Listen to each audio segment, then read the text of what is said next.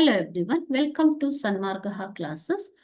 Question number 8 from The Boy Who Asked for More. Suma is a beautiful word. So the word underlined here is beautiful. You have to give antonym for the word beautiful. Okay, ನೀವು ಈ beautiful ಅನ್ನೋ ಪದಕ್ಕೆ ಆಂಟೋನಿಮ್ ಅನ್ನ ಸೂಚಿಸಬೇಕು. So what are antonyms? This question also carries 1 mark.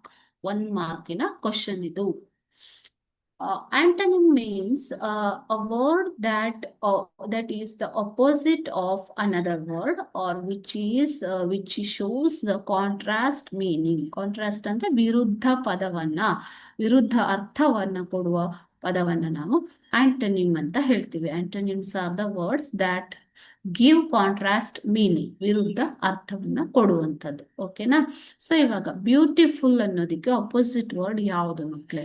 Options ನೋಡೋಣ. Option A mad. Mad ಅಂತಂದ್ರೆ ಏನು? Mad ಅಂತಂದ್ರೆ ಹುಚ್ಚು ಅಲ್ವಾ? ಸೊ ಮ್ಯಾಡ್ ಅನ್ನೋದು ಬ್ಯೂಟಿಫುಲ್ಗೆ ಅಪೋಸಿಟ್ ಆಗೋದಿಲ್ಲ. Option B attractive. ಅಟ್ರಾಕ್ಟಿವ್ ಅಂತಂದ್ರೆ ಆಕರ್ಷಕವಾಗಿ ಇರುವಂಥದ್ದು. ಬ್ಯೂಟಿಫುಲ್, ಆಕರ್ಷಕ ಎರಡು ಒಂದು ಸಿಮಿಲರ್ ಮೀನಿಂಗ್ ಕೊಡುತ್ತೆ ಅಲ್ವಾ ಮಕ್ಕಳೇ? ಆಪ್ಷನ್ ಸಿ ಅಗ್ಲಿ. ಅಗ್ಲಿ ಅಂತಂದ್ರೆ ಕುರೂಪಿ ಅಂತ ಅರ್ಥ. ಓಕೆನಾ? ಅಗ್ಲಿ ಅಂತಂದ್ರೆ ಏನು? ಕುರೂಪಿ. ನೆಕ್ಸ್ಟ್ ಹ್ಯಾಂಡ್ಸಮ್ ಅಂದ್ರೆ ಸುಂದರ. ಓಕೆನಾ? ಇವಾಗ ಬ್ಯೂಟಿಫುಲ್ ಅಂತಂದ್ರೇನು? ಸುಂದರ ಅಂತ ಅರ್ಥ. ಸುಂದರ ಅನ್ನೋ ಶಬ್ದಕ್ಕೆ ವಿರುದ್ಧಾರ್ಥ ಯಾವುದು? ಕುರೂಪಿ ಅಲ್ವಾ?